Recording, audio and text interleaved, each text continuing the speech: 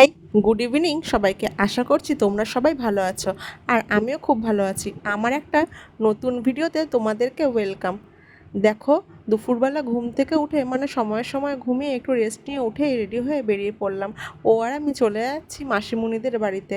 আর জানো তো, আমার ওপর এক বিশাল দায়িত্ব পড়েছে। আমাকে বলা হয়েছে নতুন বউকে সাজানোর দায়িত্ব নাকি আমার। আসলে কি বলো তো, বিয়েটা না খুব হঠাৎ করে ঠিক হয়েছে। ওই এক সপ্তাহের মধ্যে সব কিছু অ্যারেঞ্জ করে বিয়েটা হয়েছে, সেই কারণে মেকআপ আর্টিস্ট ঠিকঠাক করে বলা হয়নি।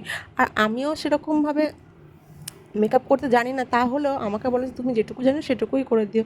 সে মতন আমি সব কিছু গুছিয়ে নিয়ে বেরিয়ে পড়লাম।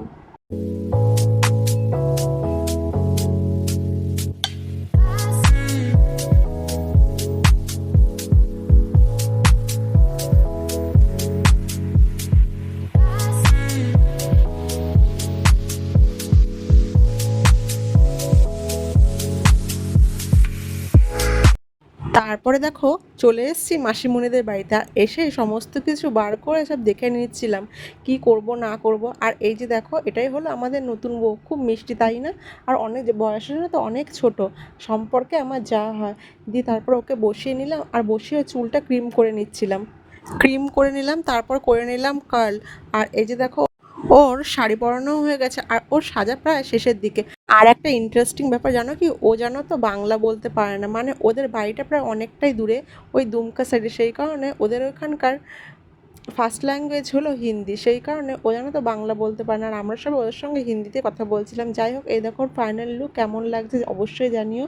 তারপরে দেখো চলে এলাম, ওকে এখানে বসিয়েও দিয়েছে ওর বসার জায়গাতে। আর জানো তো, বাড়ির সবাই তো খুবই খুশি, সবাই বলছে খুব ভালো সাজিয়েছে, খুব সুন্দর হয়েছে।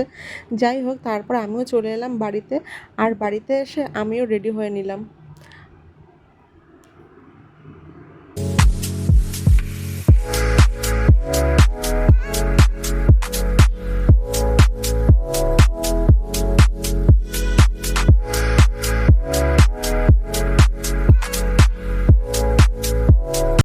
তারপর এই দেখো চলে এলাম নিচে রেডি সেডি হয়ে। এরপর আমরা বিয়েবাড়ির দিকে রওনা দেব।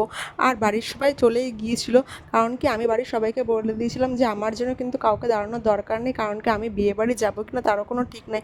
কারণ কি আমার বিয়েবাড়ি ওখান থেকে এসে সাজিয়ে এসে আমার খুব টায়ার্ড লাগছিলো, আমার আর মনে হচ্ছিল না যে আমি যাই। তারপরে বেশ কিছুক্ষণ রেস্ট টেস্ট নেওয়ার পর আমি ভাবলাম না, তাহলে এরপর একটু ঘুরে আসাই যায়। তারপরে ফটাফট রেডি হয়ে চলে আসলাম। আর এই যে দেখো, এসেই নতুন বউকে গিফট দিয়ে নিলাম, আর গিফট দিয়ে চলে এলাম ফুচকা খেতে। আর ফুচকা খাচ্ছিলাম, আর ওকে বললাম কি আর ভিডিও করার দরকার নেই। তাও আমার খুব লজ্জা লাগছিল এত গ্যাদারিংয়ের মধ্যে, ভিডিও সবসময় যদি ভিডিওটা অন করে রেখে কেমন লজ্জা লাগে না, সেই কারণে।